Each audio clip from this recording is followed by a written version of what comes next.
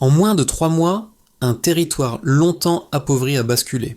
Amané-Ouanan, une région marquée par la perte d'actifs productifs, plus de 83 000 personnes ont été intégrées simultanément dans un dispositif agricole soutenu par plus de 5 milliards de francs CFA, produisant des effets économiques visibles presque immédiatement. Pourquoi ce basculement devrait-il vous concerner directement alors qu'Ibrahim Traoré en a assumé l'architecture stratégique et le risque politique? Parce qu'il esquisse un modèle reproductible. Ce récit propose d'examiner ce qui distingue une aide ponctuelle d'un levier structurel capable de transformer durablement une économie locale fragilisée. L'intérêt pour le lecteur est précis. Comprendre en termes simples et vérifiables comment une dépense publique peut devenir un moteur de revenus stable plutôt qu'un soulagement temporaire. À Mané, l'enjeu dépasse la distribution initiale d'animaux ou d'intrants. Il touche à la restauration d'actifs productifs perdus, à la réduction d'une dépendance chronique à l'aide extérieure et à la capacité des ménages à projeter des décisions économiques dans le temps. Sans ce socle, chaque choc climatique, sécuritaire ou inflationniste efface les progrès réalisés. La stratégie impulsée sous l'autorité d'Ibrahim Traoré comportait des risques réels. Un déploiement trop lent, un suivi technique insuffisant ou des marchés incapables d'absorber les excédents auraient pu neutraliser l'effort consenti. Mais si le pari réussit, il ouvre une perspective rare pour le Burkina Faso, celle d'un modèle mesurable, transmissible et potentiellement reproductible à plus grande échelle. La question centrale devient alors concrète. Qu'est-ce qui transforme une aide en autonomie durable? En moins de 3 mois, environ 83 000 personnes ont été intégrées dans un dispositif productif à Mané, soutenu par un investissement public dépassant 5 milliards de francs CFA. Ce volume et cette vitesse constituent le premier signal mesurable d'un basculement économique rarement observé dans un territoire aussi fragilisé. Ce résultat ne surgit pas dans le vide. Avant l'intervention, l'économie locale reposait sur des équilibres précaires, disparition progressive des troupeaux, chute des revenus agricoles et dépendance accrue à des aides irrégulières. Les ménages avaient perdu leurs actifs reproductifs, ceux qui permettent même de générer un cycle économique autonome. Sans ce socle, chaque crise climatique ou hausse des prix se traduisait par un recul immédiat des conditions de vie. Sous l'impulsion d'Ibrahim Traoré, la réponse a rompu avec les approches centrées sur l'urgence. L'objectif n'était pas de compenser une perte ponctuelle, mais de reconstruire les conditions mêmes de la production. La logique retenue reposait sur un principe simple: restituer aux familles des actifs capables de se multiplier rapidement et de créer un revenu récurrent. Cette orientation marque une rupture nette avec l'assistance classique, souvent limitée à un effet de court terme. Le programme a ciblé les ménages les plus vulnérables, familles pauvres, déplacés internes, veuves, en leur fournissant des kits d'élevage complets. Les animaux étaient accompagnés de l'alimentation initiale, d'équipements de base et d'un encadrement technique élémentaire. Cette combinaison a supprimé la phase d'attente improductive qui fragilise fréquemment les projets de relance. Dès la réception, chaque foyer pouvait produire. Le contexte institutionnel a amplifié l'effet. L'engagement financier de l'État a permis un déploiement simultané à grande échelle. Lorsque des milliers de ménages avancent au même rythme, les marchés locaux, les échanges et l'apprentissage collectif se structurent plus vite. Ce passage à l'échelle explique pourquoi l'impact est devenu visible en un temps aussi court. La question ouverte au lecteur est désormais précise. Comment une intervention aussi ciblée a-t-elle pu déplacer des équilibres économiques locaux avec une telle rapidité? Pour saisir concrètement ce basculement, il suffit de suivre le parcours d'un éleveur de Mané, choisi ici comme fil conducteur. Quelques mois avant l'intervention, son foyer avait perdu l'essentiel de son petit troupeau après des années d'instabilité et de privations successives. Sans actifs reproductifs, la famille dépendait d'aides irrégulières et ne pouvait planifier aucune décision économique au-delà du court terme. La réception d'un kit d'élevage complet a constitué un point de rupture immédiat. Avec un coq, 3 poules, l'alimentation nécessaire pour les premières semaines et un minimum d'équipement, l'activité a repris sans délai. L'effet a été opérationnel plutôt que symbolique. La reproduction rapide de la volaille a généré, en peu de temps, une première réserve monnayable sur les marchés locaux. Cette vente initiale, modeste mais régulière, a enclenché un cercle vertueux. Les revenus obtenus ont été rapidement réinvestis. Un abri plus solide a été construit afin de limiter les pertes. L'alimentation animale a été sécurisée. En parallèle, les formations techniques associées au programme ont renforcé des pratiques essentielles, notamment l'hygiène, le nourrissage et la prévention des maladies. Ces gestes simples ont stabilisé la croissance du cheptel et réduit les risques de rupture. Ce parcours individuel n'est pas isolé. Il reflète un schéma observé dans de nombreux foyers bénéficiaires. Reprise rapide de la production, puis capacité nouvelle à décider, investir et anticiper. L'impact précoce le plus significatif ne réside donc pas uniquement dans l'augmentation du nombre d'animaux, mais dans la reconquête d'une marge d'action économique. Et c'est précisément là que tout change. Quand l'initiative revient, la trajectoire se transforme durablement. Avant l'intervention, la région de Mané vivait dans une économie d'attente. Après le lancement du programme, l'ensemble du territoire est entré, presque simultanément, dans une logique d'activation productive. Cette bascule avant-après constitue le premier tournant lisible de la séquence. Les équipes locales ont déployé les kits d'élevage dans les zones les plus fragilisées en une seule vague coordonnée.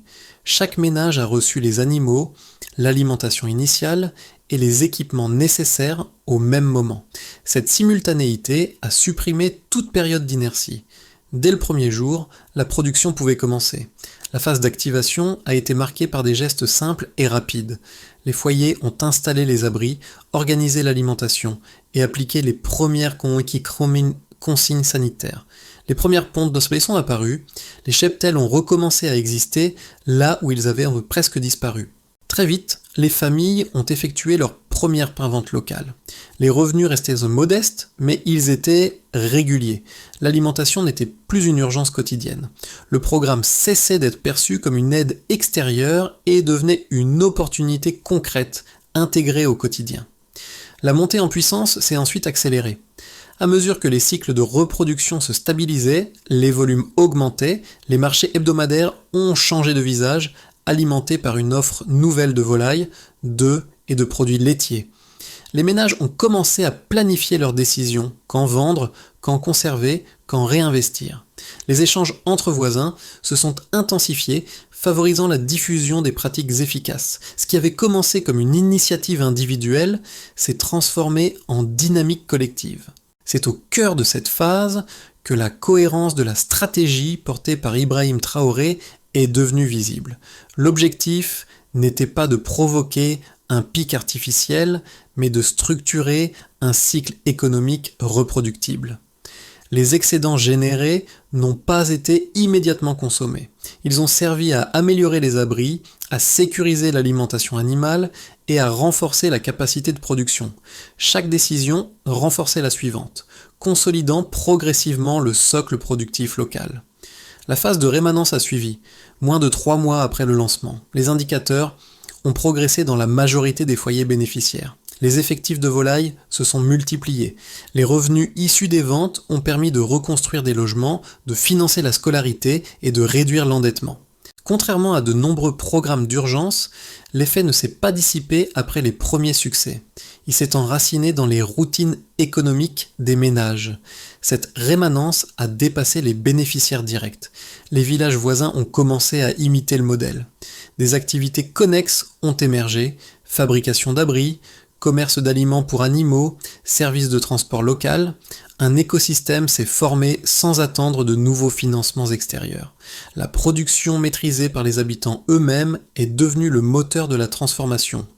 La séquence apparaît alors avec netteté. Activation fulgurante, montée en puissance structurée, puis ancrage durable. Elle prépare la question suivante, désormais inévitable. Comment mesurer précisément cette transformation et en évaluer la solidité? Le point de départ est clair. Avant l'intervention, La région de Manet disposait de très peu d'actifs reproductifs capables de soutenir une activité économique continue. Les troupeaux avaient été largement décimés et la majorité des ménages ne conservaient qu'un nombre symbolique d'animaux, insuffisant pour enclencher un cycle viable. Cette situation expliquait une économie de subsistance sans réserve, extrêmement vulnérable au moindre choc. Après le lancement du programme, cette ligne de base a été rapidement déplacée.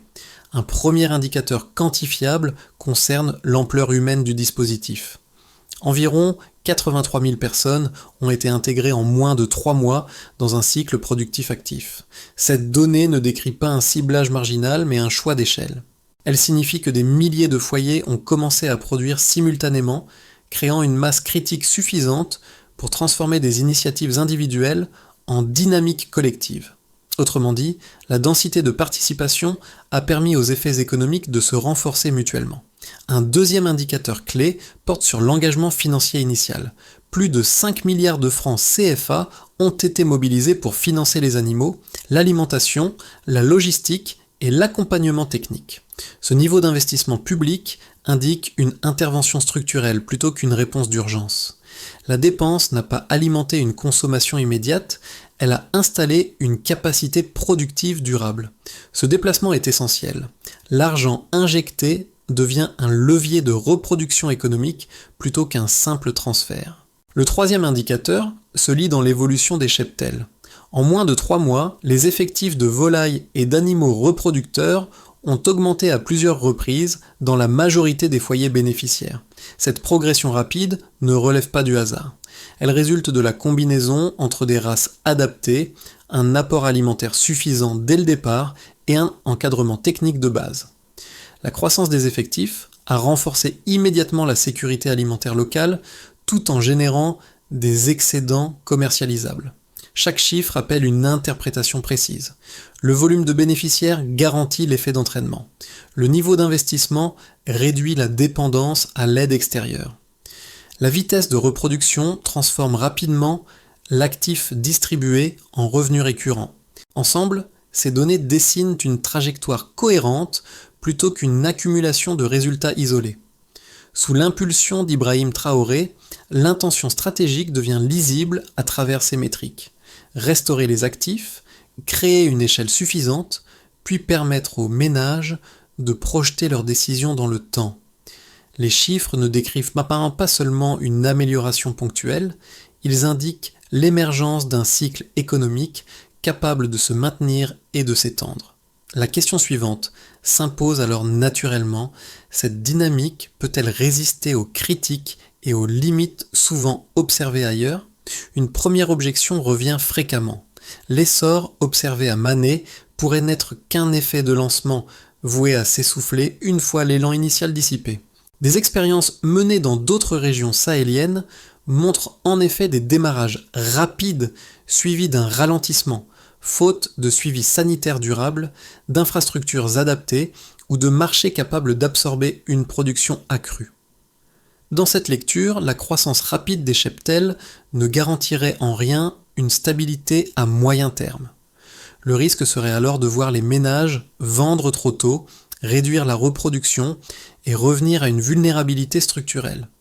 Une seconde objection porte sur la dépendance potentielle au soutien public. Selon cette critique, l'ampleur de l'investissement initial pourrait masquer une fragilité.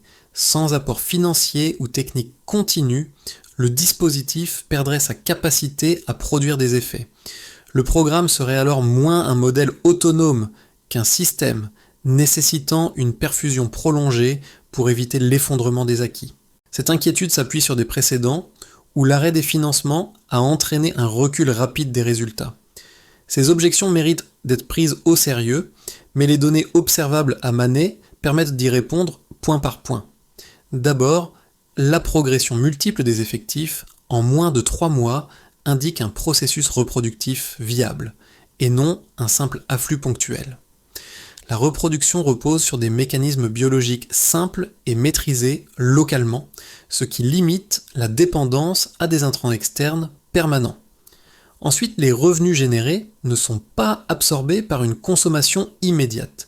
Ils sont réinvestis dans des abris, de l'alimentation supplémentaire et l'amélioration des pratiques, renforçant la durabilité du cycle. Enfin, la diffusion spontanée du modèle vers des villages voisins constitue un signal décisif. Cette propagation ne résulte pas d'une extension administrative, mais d'une imitation locale fondée sur des pratiques observables et transférables. Elle suggère que la dynamique repose davantage sur l'appropriation par les ménages que sur la seule présence de ressources publiques. La question ne se limite donc plus à savoir si le modèle tiendra, mais à identifier les conditions précises qui permettront de consolider cette trajectoire sans la dénaturer. À ce stade, le changement le plus profond ne concerne plus seulement la croissance des cheptels ou l'augmentation des revenus. Il touche à la manière dont les familles de Manet se perçoivent elles-mêmes dans l'économie locale. Progressivement, les ménages cessent de se définir comme bénéficiaires d'un programme pour se reconnaître comme gestionnaires actifs d'une activité productive. Cette transformation du rôle marque un point de rupture décisif dans la trajectoire observée. La gestion quotidienne évolue rapidement.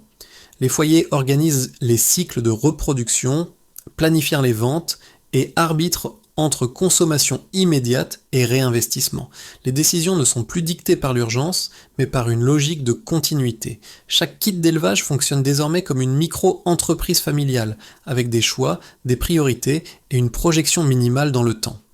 Cette autonomie opérationnelle modifie en profondeur les équilibres locaux. C'est ici que la stratégie portée par Ibrahim Traoré révèle une dimension souvent sous-estimée. L'intervention ne se limite pas à fournir des moyens matériels, elle réintroduit une capacité de décision locale absente depuis des années. Ce retour du pouvoir d'agir déclenche un effet en cascade. Les marchés gagnent en densité, les échanges se structurent et les zones autrefois périphériques acquièrent une visibilité économique nouvelle.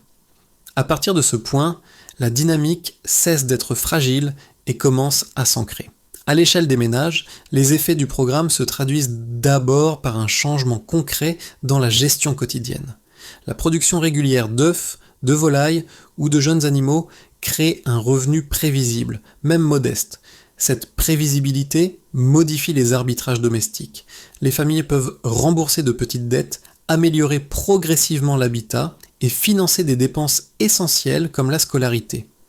La sécurité alimentaire progresse en parallèle, réduisant l'exposition aux pénuries saisonnières et aux hausses soudaines de prix. Du côté de l'économie locale, l'impact devient structurel. Les marchés hebdomadaires de Manet se densifient grâce à l'arrivée de volumes supplémentaires issus de la production locale.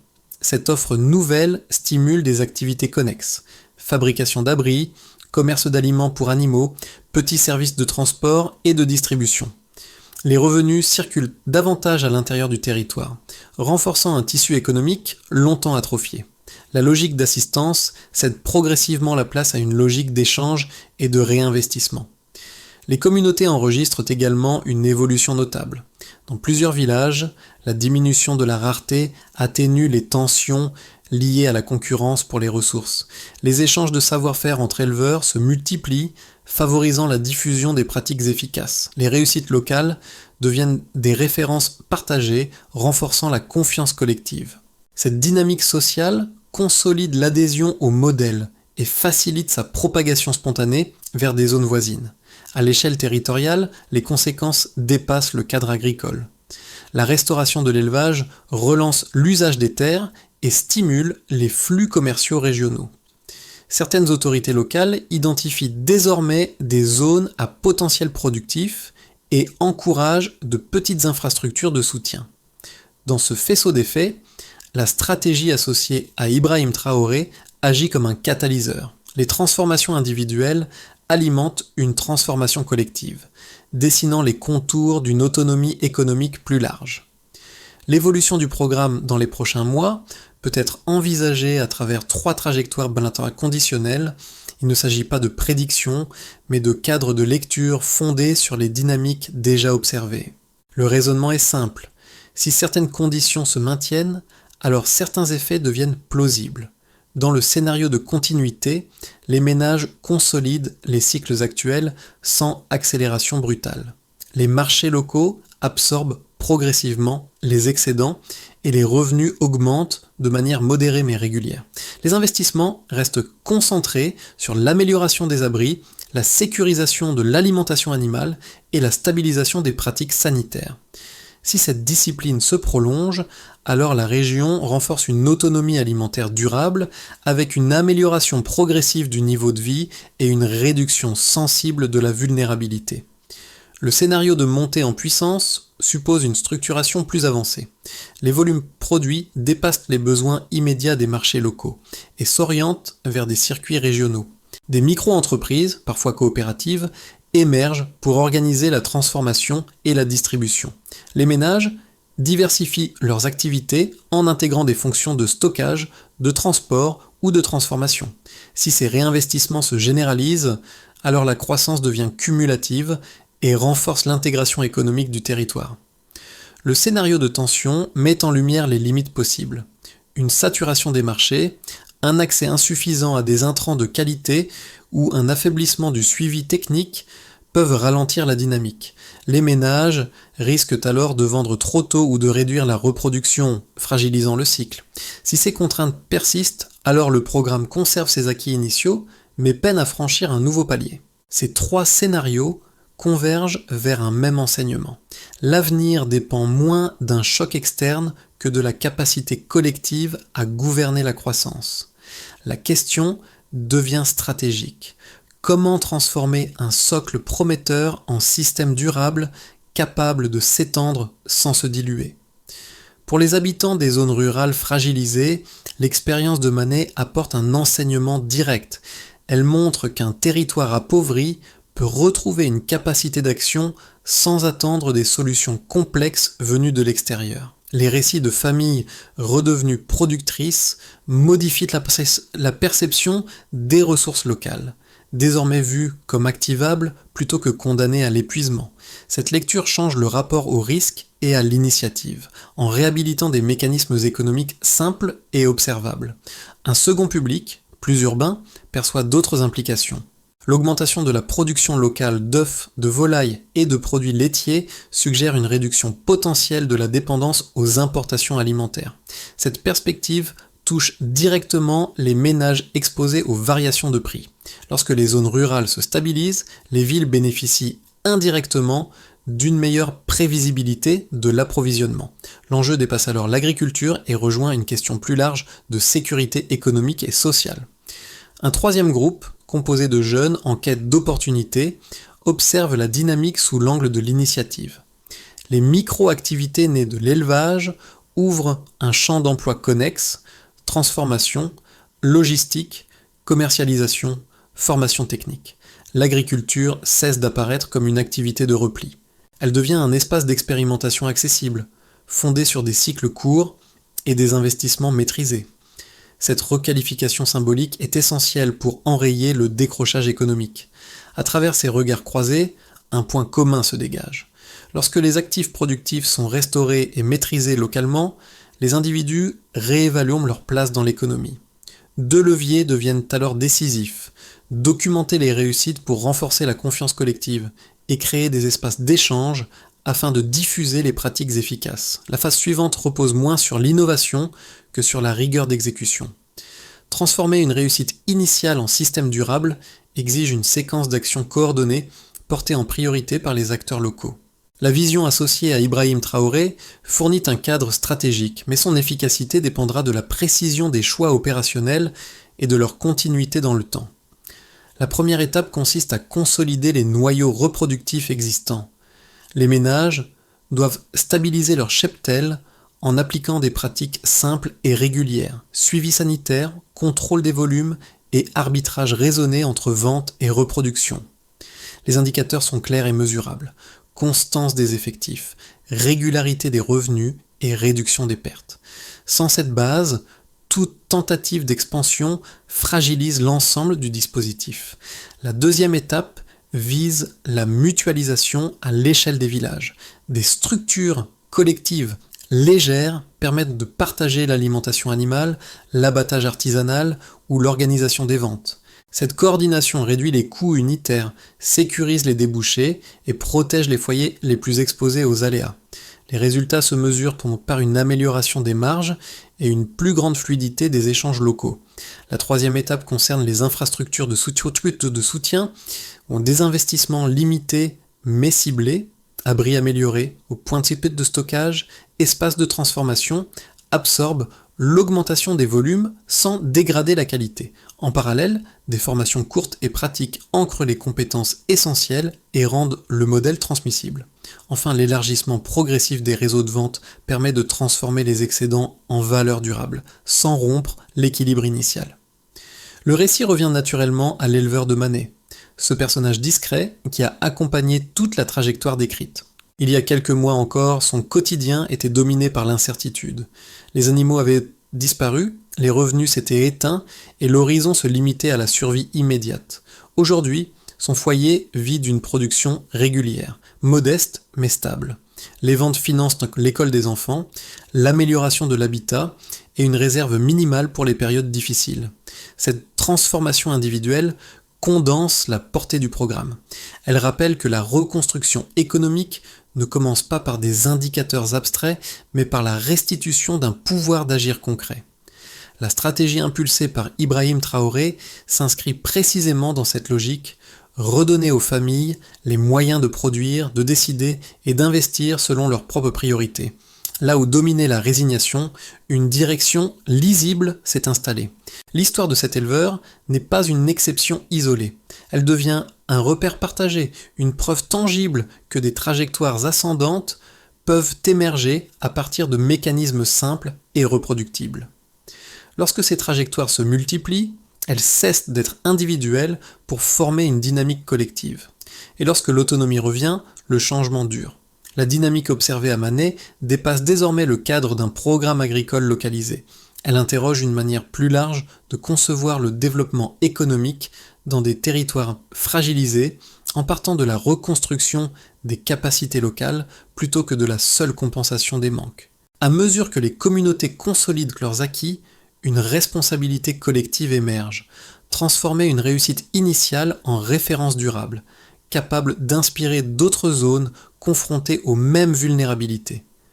Cette transformation ne repose pas uniquement sur les institutions ou sur la figure d'Ibrahim Traoré. Elle dépend aussi de la circulation des expériences, de la mise en commun des apprentissages et de la capacité à débattre ouvertement des limites comme des réussites. Observer, comparer, documenter. Ces gestes simples renforcent la solidité du modèle et réduisent le risque qu'il se dilue avec le temps ou perde son sens initial. Pour celles et ceux qui suivent cette évolution, l'invitation est volontairement mesurée. Prendre du recul, questionner les mécanismes à l'œuvre et participer au dialogue public autour de ce qui fonctionne réellement sur le terrain. Car au-delà de Manet, une question demeure ouverte et concerne chacun. Quel chemin permettra à ce type de dynamique de s'ancrer durablement et de s'étendre sans renoncer à son principe fondateur, celui d'une autonomie construite par les acteurs eux-mêmes ?